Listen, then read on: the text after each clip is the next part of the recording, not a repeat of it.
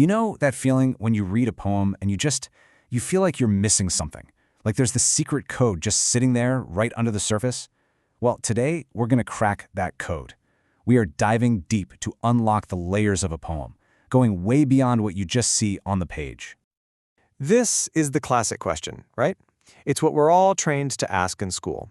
We're told to hunt for that one, single, real meaning the poet's supposedly hidden there for us. But what if that's the completely wrong way to think about it?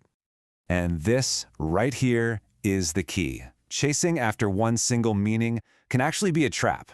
So instead, we're going to try a totally different approach, one that helps us understand what a poem does to us as we read it, not just what it says.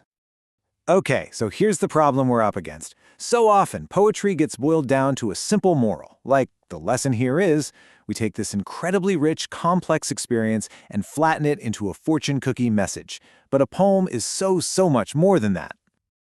This idea from literary criticism really flips the script. The goal isn't to find a simple takeaway. It's to appreciate the poem as this complex, living thing. It's about seeing how a poet uses language, all those metaphors and images and sounds, to take our messy, chaotic human experiences and actually give them some kind of shape and order. So how do we actually do that? How do we start seeing all that complexity? Well, luckily for us, we've got a super powerful framework developed by the brilliant literary critic I.A. Richards. Think of it like a toolkit for reading deeper. I.A. Richards really changed the game. He basically said, hey, instead of trying to guess what was going on in the poet's head, let's just pay really close attention to the words on the page and how they work together to create an effect on us, the reader. He gave us a method for that. And here they are, the 4 key tools in his kit. We can break down pretty much any poem by asking 4 simple questions. First, sense.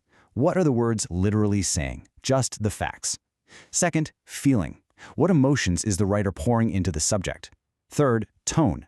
How are they talking to us? Is it sarcastic, sincere, angry? And finally, intention. What's the poem's ultimate goal? What experience is it trying to create for you? All right, enough talk. Let's put these tools to work. Our first case study is this really interesting modern Gujarati poem that imagines a very special kind of machine, an emotional ATM. I mean, what a vivid idea, right? You walk up, you deposit your sorrow, and you withdraw this brand new, crisp happiness, just like a fresh $20 bill. The poem just perfectly taps into this very modern, very human wish for a quick fix for all our emotional pain. It's a brilliant metaphor. Now, let's break this down with our toolkit. The sense is pretty straightforward. It's about wanting a machine to manage our feelings. But the feeling, that's way more complex. It's not just sad. It's this blend of longing, a little bit of humor, and this clear frustration with the world that wants easy answers for everything. The tone feels conversational, almost ironic. The poet's kind of winking at us, inviting us in on the joke. And that all leads to the intention. It's not just telling us machines are bad, but making us feel how absurd and empty it is to look for mechanical solutions to our deepest human problems.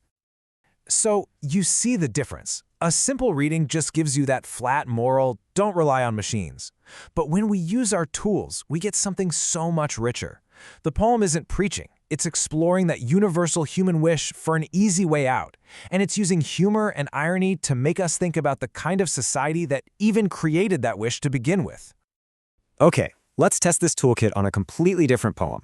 This one is all about the shakiness of modern love. This line just cuts right to the chase. The poet compares a relationship to a TV show where the plot just changes every single week. It perfectly captures that feeling of anxiety and instability when you just can't count on someone's feelings staying the same. Okay, let's apply the tools again. The sense is this stream of images where everything feels fake and staged. Emotions are like makeup, conversations are like dialogue from a script. The feeling this creates is one of deep anxiety, a kind of resignation, and this profound sense of being alone. Now, unlike that last poem, the tone here is super quiet, introspective, almost meditative. It's like we're eavesdropping on someone's private thoughts. And that all serves the intention. The poem wants to pull us into that internal state, to make us really experience what it feels like to be so fragmented and just crave something real. Now, a common reaction to a poem like this might be, whoa, this is confusing. The metaphors are all over the place. But here's the brilliant insight. The confusion is the point. The poem's fragmented, jumpy structure isn't a mistake, it's a feature. It's deliberately mimicking the chaotic, non-linear way our minds actually work. The form of the poem perfectly matches the feeling it wants to create. So, after looking at these two very different poems with the same set of tools, what have we unlocked? What does this new way of reading actually give you? Well, it basically gives you reading superpowers. You can start looking past the hunt for a simple moral and see all the rich complexity underneath. You can pay attention to the overall state of mind a poem is trying to build. You can appreciate the artistry, how language is being used to organize our messy feelings.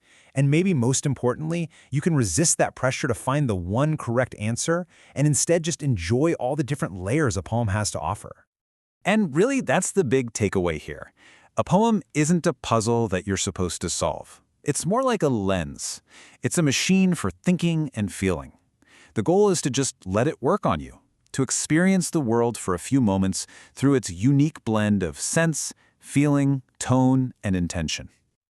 And I'll leave you with this final thought to chew on. This toolkit, it's not just for poetry. What do you think would happen if you use these 4 tools, sense, feeling, tone, and intention, to analyze the next movie you watch, or maybe even a song you listen to? What new layers do you think you might find?